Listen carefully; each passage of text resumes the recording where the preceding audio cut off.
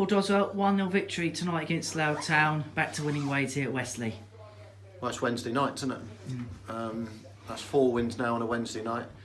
Listen, I'm just very pleased for the supporters that came tonight, really pleased for the players because I thought they put in a great shift, and it shuts up a few people from Saturday. So not just, I suppose, the victory, but the manner of the victory, because we dug in, it was 1-0, we got the job done tonight, which... Good team display. I thought that they had 2 very good chances in the first half, we had 3. Second half, with the pitch cutting up as it had, it was always going to make it a difficult situation for anyone to score. So we had to defend their long throw, 30 odd long throws and corners, and it turns it into that type of game where you've got to win the seconds, then you hook it on, then it comes back to you. It wasn't a purist game in the second half, but it can't be a purist game on the pitch at the moment, and for those people that want to see Barcelona football, give me a Premiership pitch. For those that want to see guts and the ability to see through a win, give me that team tonight, because we're third in the league now, we know where it's gone wrong for us, and probably Alfie's situation at the end with 5 minutes to go summed us up. He's gone round the keeper, he's got to score to put it to 2-0, and that's what's happened to us this year. We haven't scored the second goal, and then it wouldn't have surprised me tonight in the last 4 minutes if a long throw had come in, we didn't defend it well enough, and they scored. So it's interesting. You see the comments Saturday from so-called supporters of ours on Twitter and all the rest of it. They just don't understand football, most of them.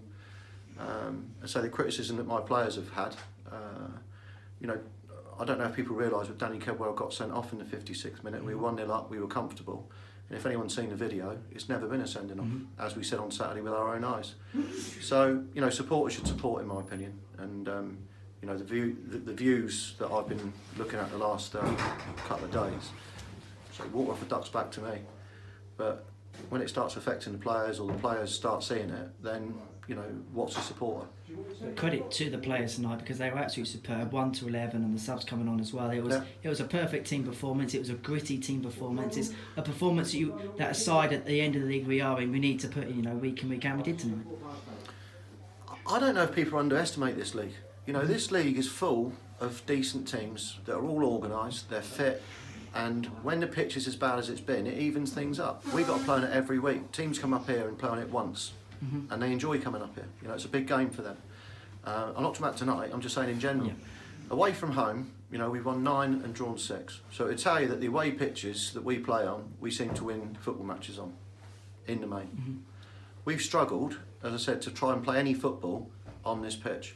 And unfortunately, for 3 of the last 4 games, we've been down to 10 men. And one of them was a misplaced pass from Drury because of the pitch. Simon Walton has to bring someone down, it's a sending off. Betsy, 2 yellows, and as I said, a joke of a red card against Kedwell. So, criticise us when we got 11, criticise us when the pitch was like it was for us in August, September, October, when we looked a really decent team. But I'd like to see how you do on that pitch. What was the most pleasing aspect for you tonight, watching that? Shoving those words down people's throats. And of course, you speak about teams from the top end to the bottom end, and Slough really showed the real quality that is in this league. Fantastic. I finally got that victory over them as well tonight. Again, people won't see that, but they're a good side, and they've got a team that's been together for 3 years, management team that's been together for 10, club's extremely well run. I haven't got enough compliments to play them because, and let's call it as it is, their budget's probably half of what we've got. Yeah. And what they've got there is camaraderie, they've got a team spirit, but they've actually got some good players. Worsfield, Harris, Wide. I really like, obviously, both the Togwells. You can go through it. You can go through the team. Lench is a good player. And I tried to put him off his game last time we played him at Slough because he's that good a player. Guy Hollis has got a throw that's like a Exocet missile. Try to put Guy Hollis off on the day. I mean, we targeted 1 or 2 of their players because actually we think they're really good. It wasn't done for any other reason than to try and get into their heads a bit. But they're probably too old and too wise, like we all are, to fall for the little tricks. But tonight was an important win.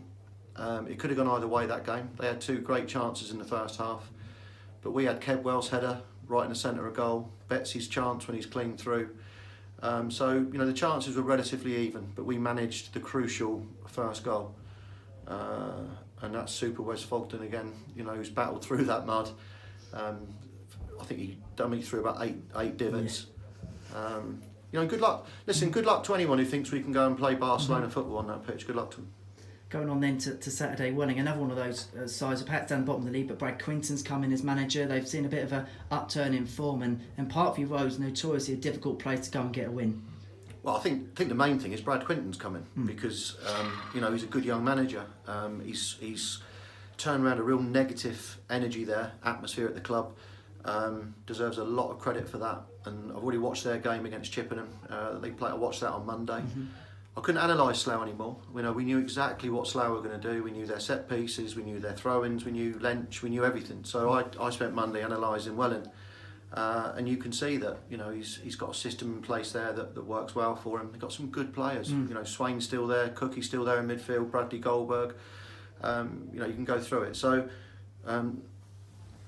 every away game is difficult, but somehow this year we've managed to do 9 wins and 6 draws. And you know, the fact is we need to go to Welling, and as I said, we probably need another 4 wins now to get into the playoffs. What are you, 58 points? I think so. So 70 is going to get you in there, probably get you in there about 6th or 5th. So 4 more wins, and I want to get them as soon as I possibly can. Is it now little targets, but you know, getting into that play, getting those points, getting the playoffs, and then build it from there between now and the end of the season, perhaps? If we win our next 5 games, then we've got a glimpse of winning it again. But we need to go and win the next 5 games. It's doable. We've got a side that's good enough to do it. If we can take the golden chances that we create, and if we don't give away stupid goals like we have at home.